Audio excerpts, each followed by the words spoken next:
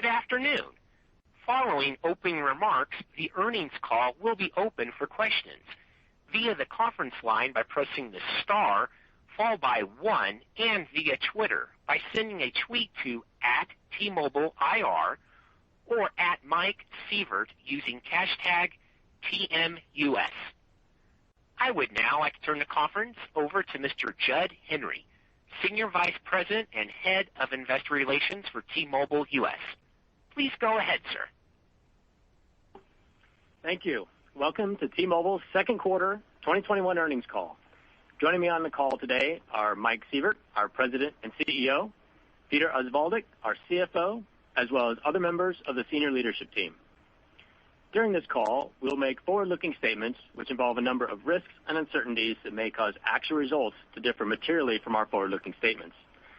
We provide a comprehensive list of risk factors in our SEC filings, which I encourage you to review.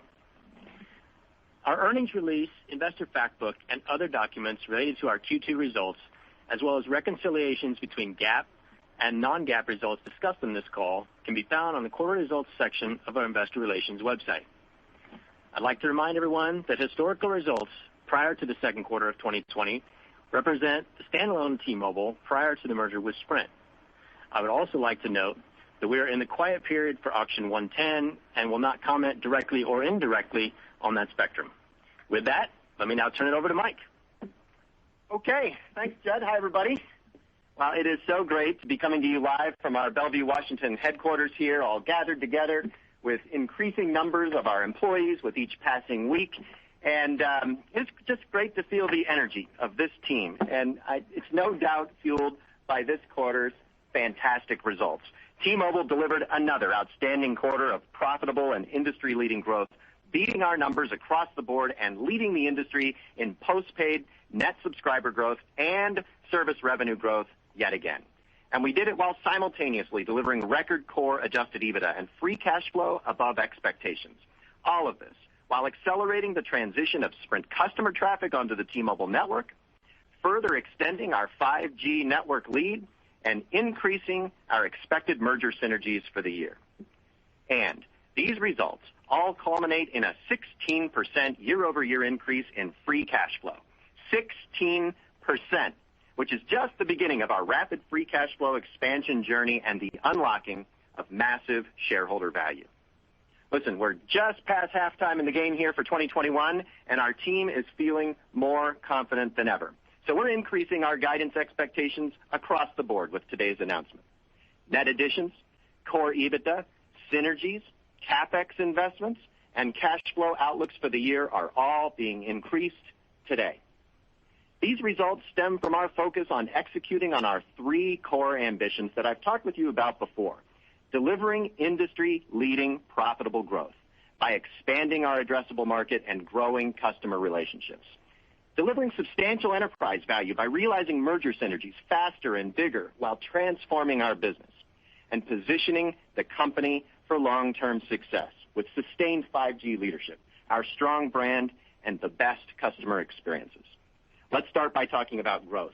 Our 1.3 million postpaid nets were the best in the industry, and we continue to lead the industry in postpaid phone growth year to date as well, adding another 627,000 postpaid phone net adds in Q2 above our plan and consensus.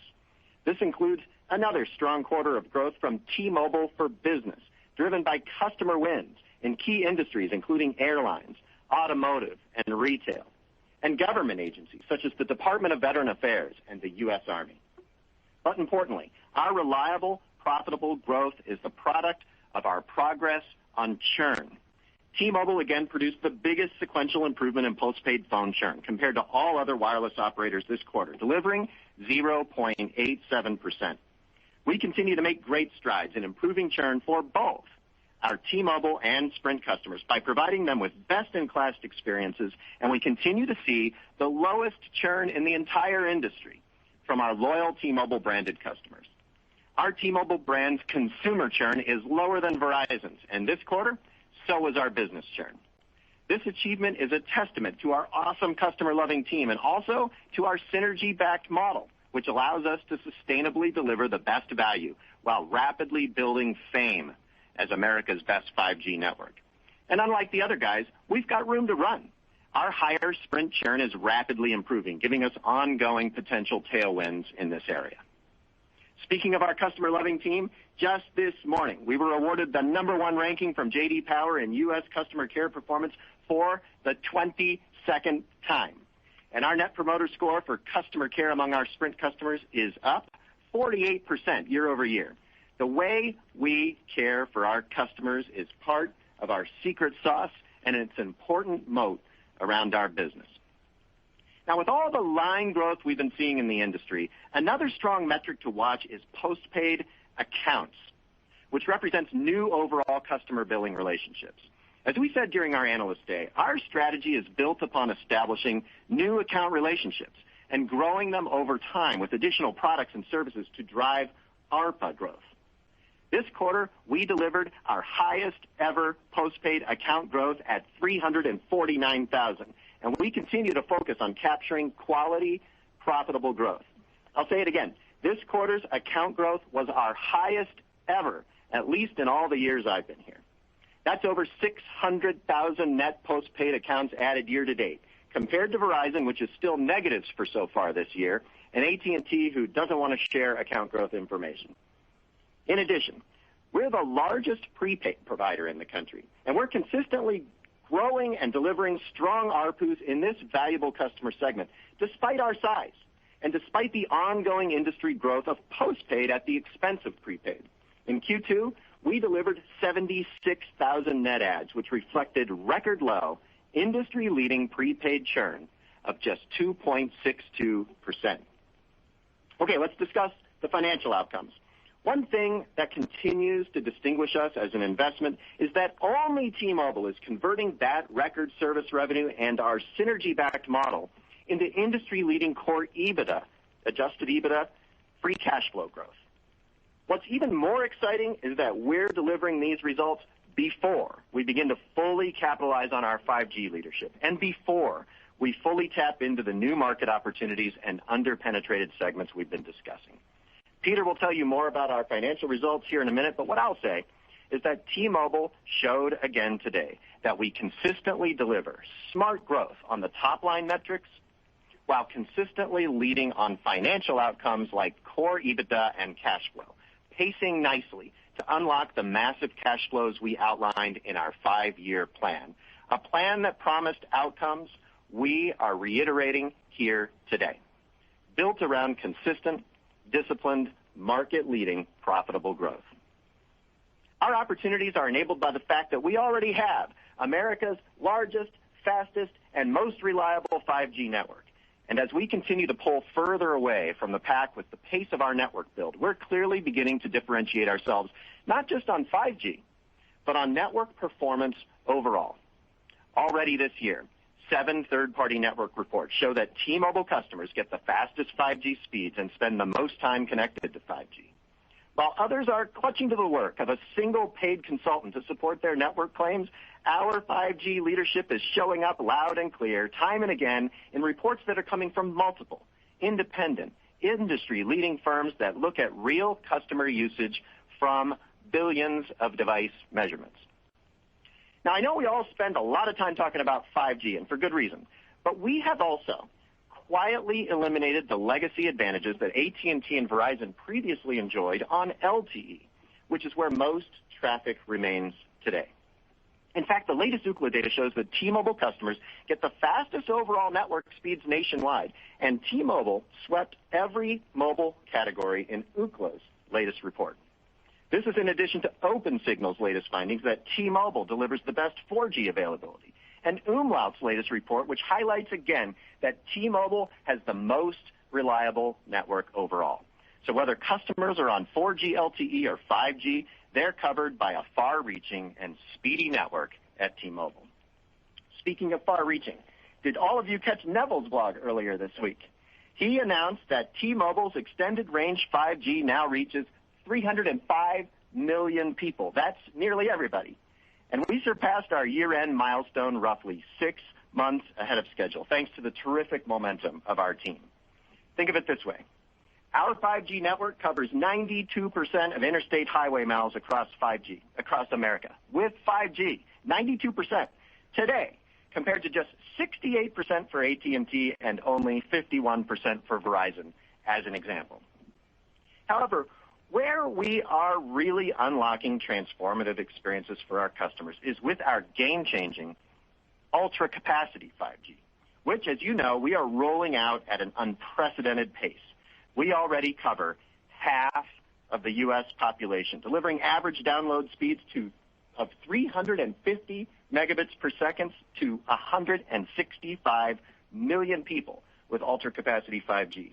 And we continue to increase both the breadth and depth of our mid-band deployment, providing a 50% increase in our customers' average 5G download speeds just since the beginning of this year, according to billions of real-time device measurements by OpenSignal. That's because we're not just rolling out ultra capacity 5G to more of the population, targeting 200 million people by year end, but we are also adding spectrum, targeting 100 megahertz before year end, about what AT&T and Verizon will light up sometime next year with C-band combined. We're well ahead in our 5G leadership, but what I hope is also becoming increasingly clear is that T-Mobile is positioned to maintain our 5G leadership for the duration of the 5G era, thanks to our superior spectrum portfolio, our unprecedented deployment momentum, and our synergy-backed model. We're doing just what we said we would do during the merger process, leading America into the 5G era and doing it without leaving rural areas behind. And this leadership is beginning to really matter to customers. The 5G era is here, and 7 out of 10 customers say they're excited about it. T-Mobile's 5G network perception is rapidly changing, and just since March, T-Mobile has seen a 25% increase in people viewing us as the leader in 5G. Now at 26%, we're closing in on Verizon's stagnant 35% number on this metric, and we're way ahead of AT&T. And as for business customers, already over 40% of enterprise decision makers think of T-Mobile as a leader in 5G, with 5G quickly becoming one of the top things that customers say they're looking for in their next wireless provider. Our network is increasingly becoming a catalyst for them to choose T-Mobile. This network progress is also helping to fuel the rapid realization of merger synergies and our continued progress on integration. For the second quarter in a row, we're raising our synergy guidance for 2021. This progress includes continuing to migrate Sprint customers to the T-Mobile network and improve their experience, which is key to unlocking synergies. We've already moved 1/3 of Sprint customers to the T-Mobile network, and this is important. We're now carrying approximately 80% of the total Sprint customer traffic on the T-Mobile network. This is all within just 5 quarters of closing the merger. And as planned, we're also expanding into new and underpenetrated businesses. We commercially launched our broad 5G home internet offering at the beginning of the second quarter. We continue to see great customer satisfaction, and project demand continues to put us on track for our target of 500,000 home internet customers this year, even with demand exceeding our supply for modems at times earlier this year. And we're already seeing third-party recognition, including PC Magazine recently publishing its Reader's Choice Awards, where T-Mobile home internet is ranked higher than every single cable provider by actual customers for overall satisfaction and likelihood to recommend. For enterprise and government, our plan is built on taking share in core wireless, and it's well on track, as I discussed earlier. But in addition, our 5G network creates a platform for growth beyond core wireless, and we're focused on helping customers realize value from emerging technologies, such as private networks and mobile edge compute, which are exciting potential upsides to our plan. We're already in trial programs with major enterprises in these areas, including 12 of the Fortune 50, even though we don't issue empty press releases about it every week. Meanwhile, we're building our best value, best network, best customer experiences formula to smaller markets and rural areas as well, which make up 40% of U.S. households. We've kicked off initiatives to add significantly more points of distribution to reach beyond urban areas, as well as new initiatives and offers. We're already seeing some early success as smaller markets in rural areas drove nearly 1/3 of our new postpaid account activations in Q2, up from about a quarter last year. The potential here is super exciting. So, as I get ready to turn it over to Peter to take you through our financials, I want to take a moment to thank our team. for delivering another remarkable quarter, delivering the highest postpaid customer growth and service revenue growth in the industry, while translating that into the highest core adjusted EBITDA and free cash flow growth in the industry. We continued to execute our integration playbook to unlock merger synergies ahead of schedule, and we further expanded our 5G lead with the nation's largest, fastest, and most reliable 5G network, planting the seeds for our future success. Okay, let me turn it over to Peter to take you through the financials and our guidance. All right. Thanks, Mike. As you can see, we continue to have strong momentum across the business. We beat expectations yet again in Q2 as we delivered on our winning playbook. So let me briefly discuss these great results. Service revenues grew to $14.5 billion, up an industry-leading 10% year over year, or roughly 6% normalizing for the Boost MVNO, and 2% sequentially, driven primarily by our continued customer growth. Both cost of services and SG&A expenses, excluding merger-related costs, were lower as a percentage of service revenue on a year-over-year and sequential basis, reflecting the continued scale benefits we are delivering from merger synergy realization. Net income of $978 million and diluted earnings per share of 78 cents were both also better than consensus expectations.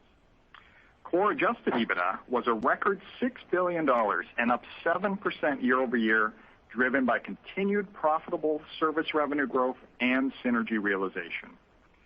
Net cash provided by operating activities grew to $3.8 billion, driven by our strong operating performance and synergy realization, while cash purchases of property and equipment, including capitalized interest, amounted to $3.3 billion, which was up $1 billion from a year ago as we continue to aggressively invest in the build-out of our nationwide 5G network. Free cash flow, excluding gross payments for settlement of interest rate swaps, amounted to $1.7 billion, which grew an industry-best 16% from a year ago, even with the significantly higher CapEx investment, and was also fully burdened by merger-related costs of $190 million. Postpaid ARPA, or average revenue per account, was $133.55 as we continue to deepen customer account relationships. Postpaid phone ARPU was $47.61, up from the low water mark in Q1 as we foreshadowed. We expect continued tailwinds from premium service revenue adoption, including benefits from Magenta Max, to be partially offset by the remaining tail of Sprint customer rate plan migrations and growing lines per account. Overall, we continue to expect full year 2021 postpaid phone ARPU dilution to be less than 1% compared to 2020. And we continue to strengthen our balance sheet and lower our cost of capital. In May, we issued senior notes in an aggregate amount of $3 billion at an average interest rate of approximately 2.97%, including setting a record in the high-yield market for the lowest yield ever for a 5-year tranche, underscoring our momentum as we progress towards our goal of an all-investment-grade capital structure. We used the proceeds to retire 3 notes with coupons roughly double the cost of the newly raised debt. Amazing execution yet again by the team all around to deliver these strong Q2 results. So let's touch on how this momentum impacts our outlook for 2021 with another beat and raise quarter from T-Mobile, as Mike mentioned. Our guidance reflects the OpEx investments ahead of us, both in the network and growth initiatives that Mike discussed, while simultaneously delivering on our promise of continued profitable growth. We now expect total postpaid net additions to be between 5 and 5.3 million, taking the low end above the top of our prior guidance range of 4.4 to 4.9, reflecting continued profitable growth and prudent share-taking opportunities from expected increased switching activity in the second half of the year. This also assumes a higher mix of postpaid phone net additions as a percentage of the total postpaid net additions in the second half. Core adjusted EBITDA is now expected to be between $23 and $23.3 billion, primarily driven by service revenue growth and our expectation for higher merger synergies in 2021, which are now expected to be between $2.9 and $3.2 billion as we continue our progress towards rapid synergy realization. We continue to expect merger-related costs, which are not included in core adjusted EBITDA, to be between $2.7 and $3 billion before taxes, with the second half being relatively evenly split between Q3 and Q4. Net cash provided by operating activities, including payments for merger-related costs, is now expected to be in the range of $13.6 to $13.9 billion, up from our prior guidance of $13.2 to $13.6 billion. We expect cash CapEx to now be between $12 and $12.3 billion, up from our prior guidance to be at the high end of the original range of $11.7 to $12.0 billion, as we continue the robust pace of our 5G deployment and network integration. Together, this results in free cash flow, including payments for merger-related costs, increasing to $5.2 to $5.5 billion, which does not assume any material proceeds from securitization. This reflects our increasingly strong cash flow generation, more than fully funding higher levels of capital investment. And finally, we now expect our full-year effective tax rate to be between 23 and 25%, the improvement versus our prior guide being primarily driven by certain state tax benefits. Altogether, our strong momentum and execution enable us to continue to invest in our network and the business to deliver significant expansion and future free cash flow. We're on track with our plans to unlock significant value for our shareholders, potentially including substantial share repurchases ahead in the future. All right, let's get to your questions. You can ask questions via phone or via Twitter. We will start with a question on the phone.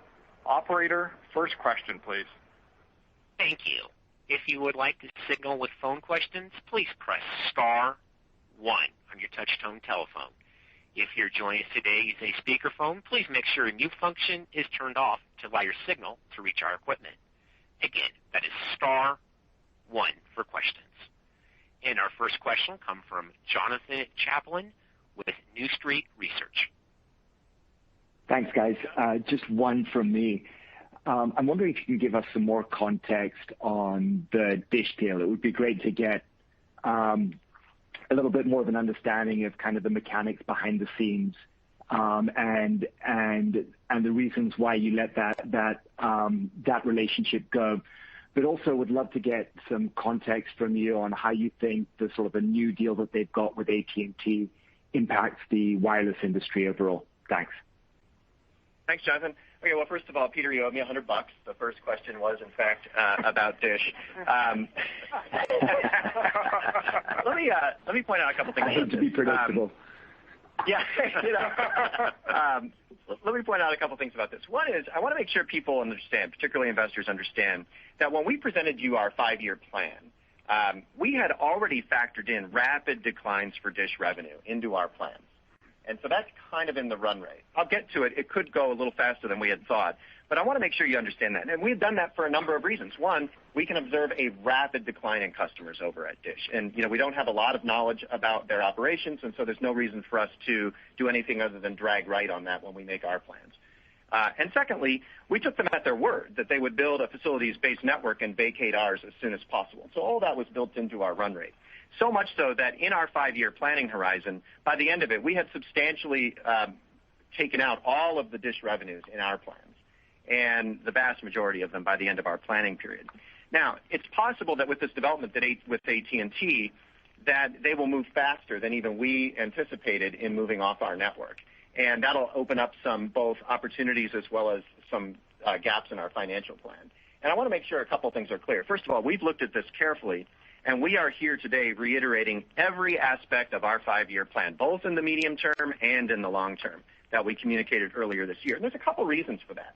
When we look at this, one of the things I've learned in wireless is that every time you've got a good guy coming at you, there's some, opposing bad guy you have to manage, like great growth.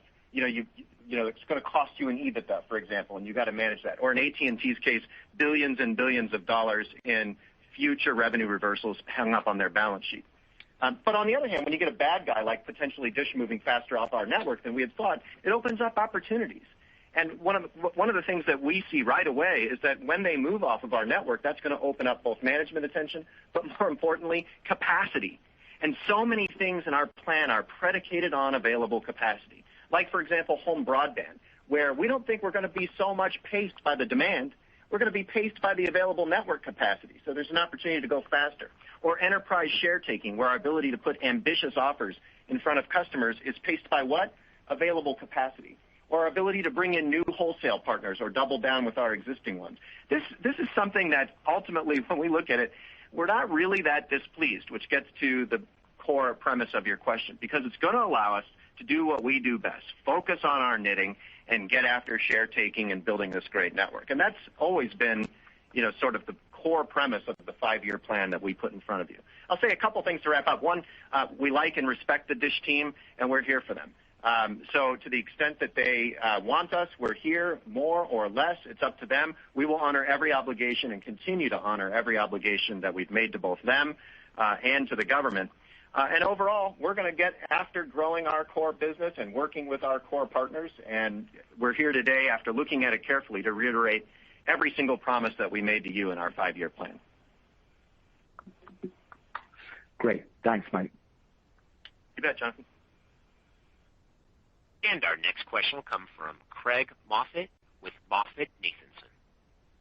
Hi. I may cost you another $100 because I'm going to go back to the DISH deal one more time. And just the duration of the DISH deal is quite a bit longer than what you were willing to offer when you originally signed the deal. Can you just talk about, were you willing to extend the deal, or was the duration a significant part of the negotiation? And then I guess just a more general question, where's all the growth in the market coming from? I mean, we're seeing growth that's now, 5 times population growth rate in total phone subscriptions. Can you just talk about what it is that's driving that kind of growth and how sustainable you think that will be for how long? Yeah, let's jump in on both those, and I might ask Peter or John to add to it. As for the agreement, one of the things, obviously to point out, and I think everybody knows this, is that our arrangement with DISH is a product of a merger remedy package. And, it was highly negotiated. And, it wasn't something that, we looked at in our business plan and had built in originally. We planned to operate the Boost business. So it was part of a remedy package. And in that sense, we were sort of thrust together and asked to negotiate this. We did have a shorter term than what we saw communicated in the AT&T agreement, but I don't really have much comment on that. I'm not privy to what interactions happened between them and between DISH and AT&T. I'm very immersed in the interactions we've had with DISH, and yeah, it had a certain term, and it had it for a reason. Because remember, the remedy package was meant for DISH to get after building their own facilities-based network as fast as possible and to move their revenues and their customers onto that as fast as possible. That was always the intention. And some are asking whether this still enables that, or still we'll see that happen or not. I don't know. You'll have to check with them. As it relates to the second question, what we'll see going forward, one of you guys want to jump in? Yeah, let me jump in on just DISH one more because I know we have, before it cost me $300, we have some questions coming in on the impact. And as Mike said, right, we're here today reiterating the mid and long-term guidance that we put out there at Analyst Day. And there's been some questions out there around, well, is it, $2.5 billion of revenue currently? I think there's some extrapolation perhaps from DISH's cost of service line item. I just here to say it's already less than $2 billion on an annual basis in 2021. And again, because we assumed DISH would be a successful competitor and would build out their own facilities and take customers off, that was already reflected as a decrease in the run rate. But also, one of the things that we talked about at Analyst Day is the prudent plan that we put in front of you, right, with multiple upside opportunities. And that included things, as Mike alluded to, mobile edge compute, virtual networking, but also the ability to either slow down the ARPU dilution that was assumed in the plan as we expanded relationships, go deeper, faster in smaller markets, rural areas, and a whole host of other factors, the ability to grow ARPA on a faster rate as we deepen relationships. And what you're really seeing in 2021 and what's encouraging is the success that we've had to date. From a new account perspective, from an ARPA growth perspective, from the ARPU stability that we're giving you. So we're here to absolutely reaffirm everything in the mid and long-term guidance. all the way down to free cash flow. I see some questions on Twitter coming in that way. So just wanted to make sure that was out there. And again, that's the focus of this team. We put out prudent plans, and then our job is to beat them, and that's why we're here reaffirming. And we still see the upsides that we saw then. Absolutely. Very exciting potential. So as it relates to accounts, this is one I know that everybody's asking this, and all of us only have a lens on our own business, and so we really can't give you all that much to go on. I can tell you a few things. One is you heard in my remarks that we're making sure that everybody understands where our focus is. And, our focus is on growing profitable overall account relationships, 600,000 of them on the postpaid side so far this year. This last quarter, the biggest new account quarter in our history. And, accounts are a great metric because, they're a totally new billing relationship. It's probably somebody porting over, and, they're an important metric. I heard during the earnings season, one of my competitors sort of said, hey, we're focused on quality growth, and not all accounts are created equal. And, what I would say to that is, but service revenues are. And T-Mobile led again on service revenue growth with 10%, normalized for some things last year, 6% overall service revenue growth, the best in the industry. And so, look, there's some prepaid to postpaid transference going on. There's some deepening of account relationships with add lines going on. There's a lot of dynamics, but it's one of the reasons why I want to make sure that you're hearing us focusing on our knitting about growing overall profitable relationships that result in the market's best service revenue and EBITDA growth. Anybody want to pile on and say where things are coming from? I think that's perfect. Yeah, I mean, the only thing I would add, Mike and hi, Craig, is, there's a big transference from the prepaid category to the postpaid category. You're seeing that happen more from a macro perspective. Lots and lots of people from prepaid moving into the postpaid based on the economic realities that you're seeing in the country, which makes our prepaid growth that much more impressive. When you think about us being the leading prepaid provider in the entire industry and putting up another 76,000 prepaid nets, and having our industry or our record low churn on prepaid, it's just really incredible in terms of what's happening in that space. And that's a big draw into postpaid specifically, is what you're seeing from a macro perspective in prepaid. Good. Thanks, Craig. Thank you. You bet. So let's do another one from the phone, and then let's see if somebody's scanning the ones coming in on Twitter. We can pick one or two of those if you want to call them out. But first, let's go back to the phone. And our next phone question will come from Brett Feldman with Goldman Sachs. Hey, Brett. Great, thanks. Hey, so as you highlighted during your remarks, this was a pretty solid churn quarter. As you observe the Sprint customer base kind of go through this transition into a T-Mobile customer base, what are the points along the way that seem to be correlated with step function improvements in churn among those legacy Sprint customers? And, as you look out over the next couple quarters, as you continue to go through the process, how often are we going to be hitting those? Because I think that the real focus here is it seems like you're making great headway at moving the base over. So how low can churn go, and how quickly can it get there as you move through that process? Thank you. Yeah, thanks, Brett. I mean, we have a lot of work left to do. And we're pleased with our progress. We're ahead of schedule. But this next year is a really critical time. And remember, in an integration like ours, there's separate we designed this to be able to do separate discrete events when it comes to the migration. One is, when do you migrate the substantial portion of their network traffic? Two is, when do you migrate their account relationship in terms of the core network that they're attached to? Three is, when do you migrate their rate plan to a destination rate plan? Four is, when do you migrate their biller? Because that can be a discrete event. And finally, when do you start telling them they're T-Mobile, migrate their brand? All of these can be discrete events, and all of them can contribute to churn improvement. By the way, there's some bumpiness. We're actually starting the process, long promised, of turning down the network on the source side and adding that capacity to the destination side. And that'll create mostly delight, but it'll also create some bumpiness. So there'll be opportunities netted out with some pressures, and overall, it looks like a net opportunity to us. But we're entering a really acute stage here over the next 12 months where we will begin doing billing migrations at a faster pace. We'll begin doing brand migrations. The way we serve people with our exclusive team of experts model will start to ramp up, and we'll simultaneously start turning down those network sites that are not keep sites so that we can start to get you those concrete synergy flows. And all those things will be happening simultaneously. And so far, we're just delighted with how it's going. But at the same time, we see lots of opportunity to put an arm around and love those Sprint customers, and we're all over it. If you don't mind if I can ask a quick follow-up, early in the process there was a lot of questions about whether the Sprint customer base had the potential to have the churn profile of the legacy T-Mobile base. Now that you're several quarters in and some of those customers have been with you for a while, what's your latest assessment there? Do you think that the long-term churn profile of that acquired base can match or get close to what you've historically shown us? Absolutely. And, one of the ways you can look at that is when we look underneath at the different kinds of situations of Sprint customers. For example, people who are happily into a device payment plan that was given to them on fair terms and who have a great rate plan, their churn is already remarkably low. And most of their data is on the T-Mobile network. And so we see that situation in our base.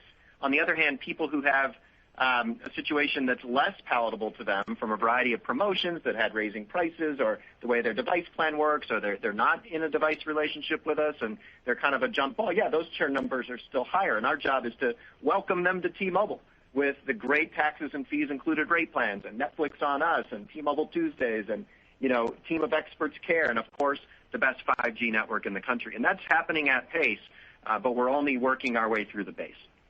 And Brett, to your point, this is one of those areas of opportunity that we highlighted at Analyst Day, where the plan over the medium term was really to close the gap in half to T-Mobile. So to the extent that we get through this next period of 12, 18 months, roll out all the benefits of T-Mobile, it's an opportunity, right, as we see maybe closer alignment during that period to the Magenta base. That could wind up being a nice upside because only closing half the gap, that's what's written into our plan.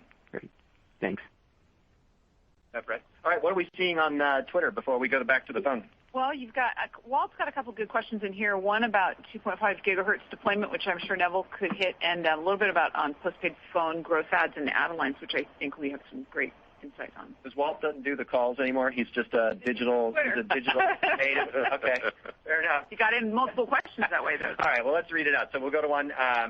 Let's see. Does the Dish move to T impact free cash flow guidance? No. Why is there only 40 megahertz of 2.5 gig in some markets? When will it be 100 megahertz or 160 everywhere? Let's talk about that, because how our advantage, Neville, translates into not only people covered, POPs, but megahertz deployed to those POPs. To geek out on an old industry term, megahertz POPs. The difference between what we can offer in the next few months versus AT&T and Verizon, and then how that translates into a years-long advantage, is pretty stark. Maybe you can talk about where we are and where we're going. Yeah, absolutely. So if we pick up on Mike's comments earlier and the 165 million covered people we have already today with our ultra capacity mid-band solution, we're 35 million away from an end-of-year goal of 200 million people covered with our ultra capacity solution, which is a nationwide claim basis. So that's the progress we're making. We're super close. It's July. I'm very confident about our ability to hit the 200 million. And to your question, Walt, that's the point in time we're targeting. On average, 100 megahertz of spectrum will be available across that footprint. 100 megahertz of the 2.5 gigahertz spectrum, the best mid-band spectrum there is out there, in this 5G category.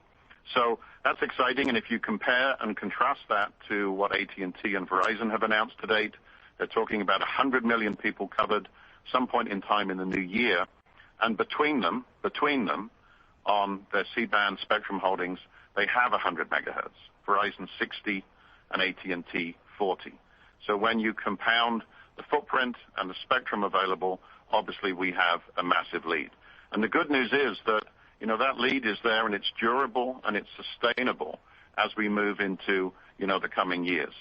AT&T and Verizon will try and match what we will do this year by the end of 2023 when they get more C-band spectrum, available in the second tranche. Of course, we get C-band spectrum at the end of 2023 too.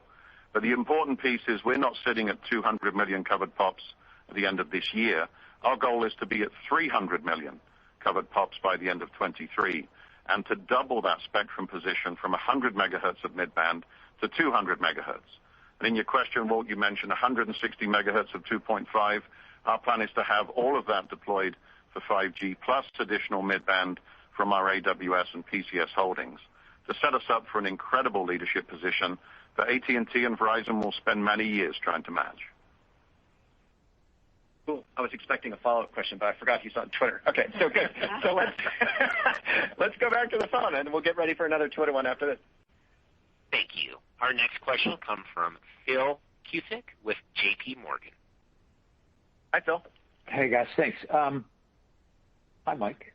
You noted in the fact book that the phone increase was driven in part by T-Mobile for Business. Where are you on that? Can you quantify the size of that customer base and the growth? And then similar on home broadband, can you tell us what the contribution was there in the quarter and how that should pace from here? Thanks. Beautiful. Well, we'll turn it over to the leaders of those two business groups. I am just delighted with what we're seeing on T-Mobile for Business. It's a big contributor. We outpaced Verizon this quarter. Fantastic. Even outpaced Verizon on churn. So people wonder whether we're for real in business. We're for real. Maybe, Mike, you can talk about what's driving it, and then we'll flip over and talk about what we're seeing in home broadband. Yeah, thanks, Mike. I'm really pleased with what we saw this quarter. And as we talked about in Analyst Day, our focus has really been going after the postpaid core connection opportunity. Because if you look at all the opportunities in enterprise, core connectivity still is the largest opportunity, both from number of subscribers but also from revenue. So we've been really focused on taking share there. And, you know, we've been really leveraging several very distinct strategies to go do that. First and foremost, it's network. And it's all the things that Neville just talked about with 5G. We have a distinct advantage right now in a 5G network. We've got a huge lead that right now our competitors can't touch, and that matters in this enterprise space. And so we've been using that to really get conversations started with enterprise, using it to get into testing with enterprise, and when they test us side by side, we win. We simply win because we can't be touched in 5G right now. We're also really focused on disrupting in enterprise, specifically around simplicity and value. One of the things that you heard us talk earlier in the year when we launched WFX Solutions was how complex the enterprise space is with core wireless. You know, still lots of pooled plans and sharing, and when you're doing that across tens of thousands of employees, it's incredibly complex, so complex, in fact, that we see enterprises hiring third-party companies to manage it. And we've really seen enterprise respond favorably when we can come in and offer a much more simple, much more straightforward value proposition. So those have been some of the big key steps they're doing it. And like Mike said, it's really translated into incredible results. We beat Verizon again in total postpaid ads, and that growth is translating both into year-over-year revenue improvements that are double-digit, and the network is really resonating with the base, where we saw both year-over-year and sequential decreases in churn from our postpaid customers. And you heard Mike mention in the opening comments lower than Verizon this quarter. So we're talking about blended, not just on the T-Mobile side, but overall. That's blended overall. Yeah. Terrific. Well done. Your second part of your question, Phil, was about home broadband, and we're just out of the gates. We're really pleased with what we're seeing. Dow Draper leads all of our emerging businesses, and one of the things I'll say to tee up Dow is that one of our early insights is that it sure doesn't look like this is going to be about demand. This is going to be paced by network capacity, as I mentioned in my answer on Dish, by device capacity for a minute here as we recover from COVID, but not by demand. And by the way, the customer experience is pretty exciting too. But Dow, why don't you tell us what you're seeing? Yeah, no, thanks, Mike. I mean, first off, thanks for the question, Phil, because we're super enthusiastic about this business. And as we talked about previous this year, you know, we really entered 21 with 100,000 customers in a pilot, and then we officially launched in April to 30 million households with our 5G home internet service. And there's really, you know, as it's early days here, you know, to basically echo what Mike said, you know, we started, and what we've learned is that one is, you know, the customer satisfaction and what customers are telling us about the product is really positive. Our customer satisfaction scores are very high in an industry that is known for basically bottom of the barrel customer satisfaction metrics. And so that's really really great to see. And it's nice to get the results of the survey in PC Magazine's Reader's Choice article. And so it's great to see that. And then what that's also translating to is we are seeing demand outpace really outpaced supply in the second quarter. And we've done a lot of things where we're working to catch up with that. We think we're going to be caught back up here in the next month. And so what that means is our aspiration was to end the year with 500,000 home broadband customers, and we feel really good about that trajectory. Terrific. Thanks, Bill. All right, what else do we have on Twitter? You bet. I think we should go to, there's a couple in here about prepaid, which you touched on, but there's lots of, we'll go from Bill Ho. Prepaid seems to have a resurgence given yesterday's aggressive offer, given the comments on postpaid, prepaid blurring. Has anything triggered this, second half prepaid thinking, and any color on this amazing stellar drop in prepaid churn? And he kind of goes on about the aggressive offer that we just launched. Well, one of the things, it's 5G. Look, we just, as a company, we don't believe that 5G is for rich people on postpaid plans. We think it's for everybody. And that's really important. And we're moving absolutely ambitiously to make sure everybody gets a chance to see and experience this remarkable network. And by the way, with prepaid customers, that's even more important for so many of them because their phone, for many of them, is their only connection to the internet. It has to be a great connection. And it's just such an advantage for us to have the nation's leading prepaid brand on the nation's leading 5G network. And we never held back. From day one, we said, hey, that's for you also. And right now, we have an incredible offer for people to switch from Boost or Cricket that don't seem to be going at a fast pace to introduce prepaid customers to 5G.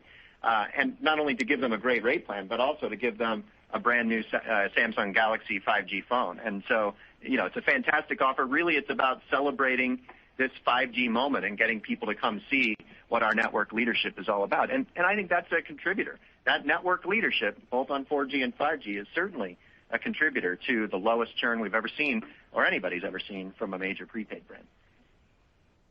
Cool. Let's go back to the phone. And we'll go to Doug Mitchelson with Credit Suisse. Oh, thanks so much. You mentioned in the prepared remarks you're expecting higher switching activity in the second half of the year. So I'm just curious if that's something you're already seeing, and is that suggesting that there'll be a higher churn environment for the entire industry as a result? Just curious the implications there. And then, for Neville, beyond putting more spectrum into use, since the growth in fixed wireless might be constrained by you delivering capacity to the team versus demand for the product, is there other things that are happening in future years beyond that to drive capacity? Are you going to go back and touch the towers again? Are there going to be software updates? Are there sort of new antenna deployments that you're not doing this go around? Anything on capacity beyond putting the spectrum to use would be helpful. Thanks. Cool. I'll start and hand it to Neville, then we'll go back to your first question. It's funny. It's the opposite. The question we often get asked is actually the opposite, the converse of yours, which is you're building all this incredible capacity. What are the use cases? Tell us, please, Neville, about 5G use cases. How are you going to fill up all that capacity? And it's really important you ask the question the way you did because, wireless home broadband is one of the killer apps of 5G.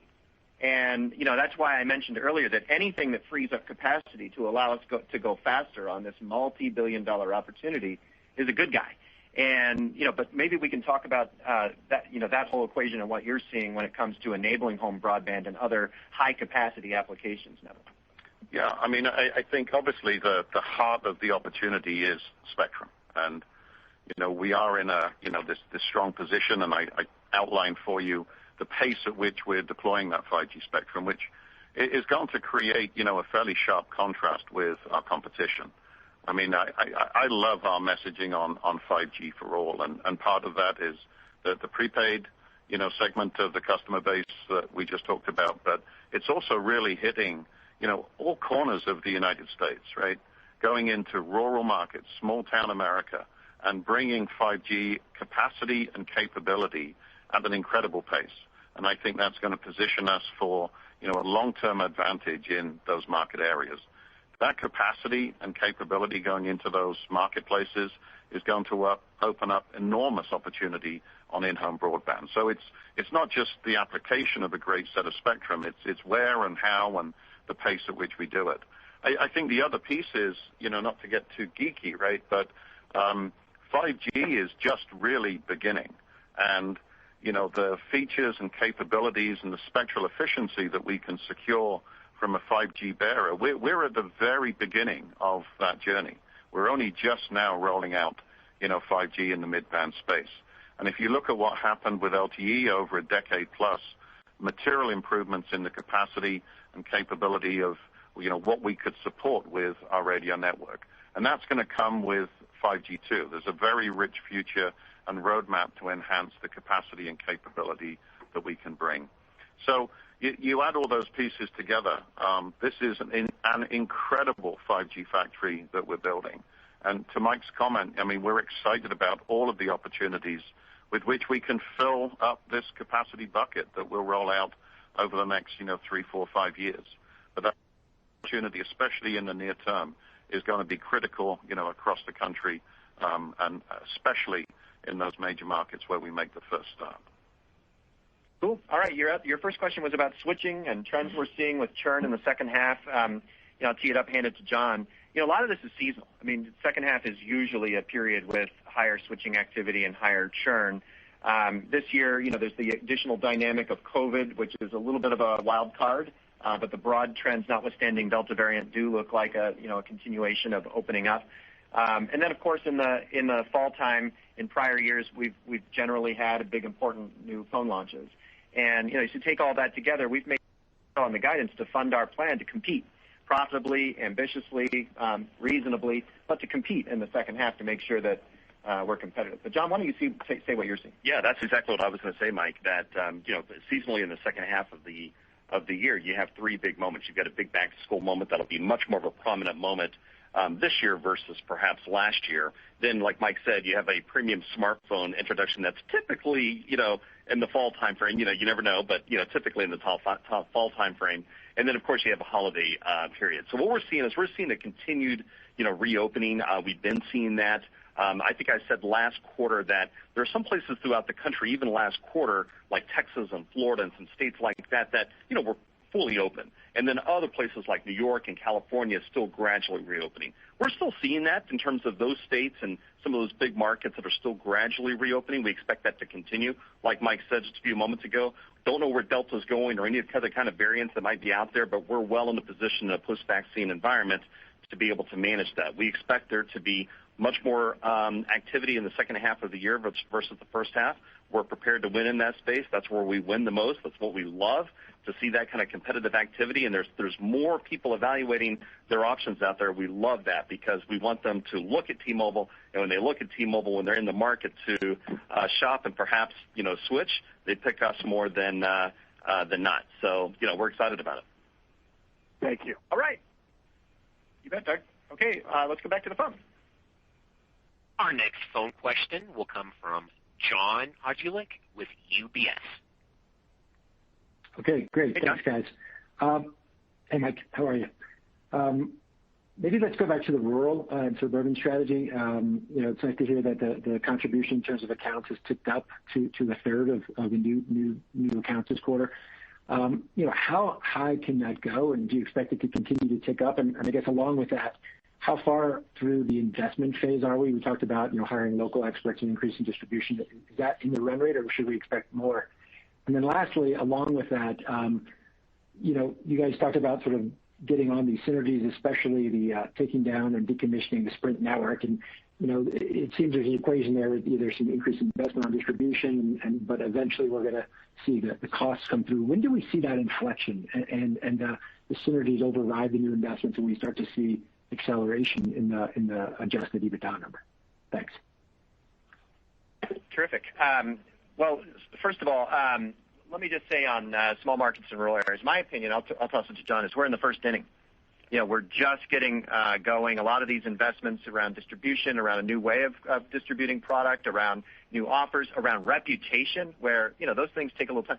It's just at the very first inning. And yet we're seeing the market respond. So that makes us very optimistic. Peter, I think, rightly pointed out that in our 5-year plan we shared with you there were a number of important upsides. And, one of them is, we would hope there might be a chance to exceed our migration from the 13% market share we had today to the destination 20% in the 5-year horizon that we communicated to you. I just told you that in this quarter, in the first inning, we're seeing about a third of our activations come from those markets. Pretty exciting. So, and John, some of his questions are about, okay, what have we accomplished and what's next and what can we expect? Yeah, that like Mike said, I too just am so excited and increasingly enthusiastic about this opportunity for us. And as Mike highlighted in his opening comments, this is a huge opportunity for us. It's roughly 40% of the market, call it 50 million households, 140 million people, call it low teens market share. So we have a huge opportunity. Specifically to the activities, we said this year that we would be opening 200 retail stores. That's well on pace to be able to get done. Also hiring 1,000 mobile hometown experts. And this 1,000 hometown experts, just remember, are going into cities and towns where it doesn't really make a whole lot of economic sense to build, brick and mortar distribution. So this is more, extending our reach into places that we ordinarily couldn't get to with retail distribution. That's well on pace as well. So 200 stores for this year, 1,000 hometown experts this year. We made a commitment to have up to 2,500 hometown experts. So we're going to have 1,000 this year as a down payment on that 2,500, and then the balance of that coming into the future quarters and into the next couple of years. So we're just increasingly excited about it. Like Mike said, almost a third of our postpaid new accounts coming in from smaller markets, rural areas, up from call it a quarter in 2020. It's a big opportunity. It is in the first inning. It's a slow burn. We got a lot of perception to change, but we're capitalizing with this distribution push based on the incredible network that Neville and his team are building out there and bringing 5G to a lot of these places. It's incredible when you think about it. There's not really a 5G strategy, I think, from some of our competitors in rural America, and they shouldn't be left behind. And we have a huge opportunity to go out there and bring ultra capacity 5G in so many places and be able to make a big difference in these markets. Perfect. There was a question. The second part of his question was about synergies. Synergies and EBITDA. I think the run rate, as John mentioned, it's really continues in the second half from an investment perspective, both in distribution here, both in, as we talked before, bringing our team of experts model into the Sprint base on a more full basis. So there continues to be investments, and also the second half, of course, as we said, with the larger switching opportunities, with more of the phone launches, quote unquote, that we don't know about, but may know about, and of course holiday season and such. And then our promotional constructs, as you know, tend to be more front loaded. We don't hang it up on the balance sheet, but as we go through that tends to impact core EBITDA in period. So you'll see a lot of that, the investments, the promotions that we anticipate to be higher as we have more switching and a higher postpaid phone net add in the second half. That all comes through in core EBITDA, but all that is offset by the continuation of synergy unlock. And I think you've asked, when is the inflection point, in particular as it regards to the network? Well, we're starting. We are still targeting 8,000 DCOMs by the end of this year. And with the pace that Neville is going, we feel confident about what we put out there at Analyst Day. And so you see by, 2023, we're already assuming we will overachieve against the $6 billion and ultimately on our way to $7.5 billion of run rate synergies by 2024. So very exciting, and you're already seeing that happen when you look at year-over-year margin as a percentage of service revenue. The competition obviously both went down in terms of margin as a percentage of service revenue, and we went up. So you see the power of those synergies and that unlock already starting. Very exciting. Terrific. Thanks for the comment. Thanks, John. You bet. So we'll go back to the phone, and then maybe do we have a couple more on Twitter as well? Maybe one, and then you have a. Oh, I have to go. When do I have to go? Really after one more phone call, and then. Okay, great. We'll go back. Thank you. We'll go to Simon Flannery with Morgan Stanley. Hi, Simon. Great. Thank you very much. So coming back to the fixed wireless, the home broadband, maybe Neville, you could just talk a little bit about the learnings that you're seeing and this critique about your ability to handle the usage of the typical broadband customer. So what are you seeing so far? And I think you've been advertising a speed around 100 megabits a second, but at the same time you're saying your ultra capacity network's averaging at 350 megabits a second. So what's the upgrade path for those speeds as you roll this network and add more spectrum in there? And then any color on where the customers are coming from? Are these coming from DSL, coming from cable, new to broadband? Any color there would be great. Go to Neville for the first and Dow for the second. Yeah. So thanks, Simon. I mean, obviously, so far we're making great progress. I mean, Dow and the team have been, working really hard to get, this business moving, and the network is moving at a real pace to support, the capacity and capabilities that are required. The real sweet spot on this program is really the ultra capacity, and you've heard us multiple times now talk about the pace and rollout of that ultra capacity layer, and that's what really brings this home broadband solution to life and allows us to move into these higher tier speeds. Many months now around the speeds and capabilities that we can support across this network, across this entire network, and those speeds being north of 400 megabits per second. And that all comes to life as we realize all of that spectrum I talked about earlier on moving onto a 5G layer and a massive roll on a mid-band spectrum layer. And so our ability to support the growth is absolutely there. The economics are there because we have a deep and heavy layer of mid-band spectrum in 2.5 gigahertz. And so we can secure, these upgrades and the economics with, almost a single radio deployment to leverage and unleash, the 2.5 gigahertz spectrum. Very tough to do this stuff if you have to pull together lots of fragmented bands of spectrum, as, for example, AT&T has to do. So for us, 4 quarters or so, but across the nation. And our ability to really transform that, home broadband space in many parts of the country where there's very little competition and very poor service at times, is absolutely there for us to go run at. Thanks, Noel. Terrific.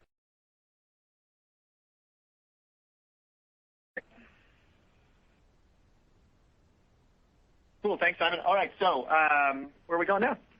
Last question? You can do one more, but you have to move. I have to go, but we're going to take the last question. Therefore, we'll go to the phone. Yeah. And operator. Thank you. Our next question will come from Michael Rollins with Citi. Thanks.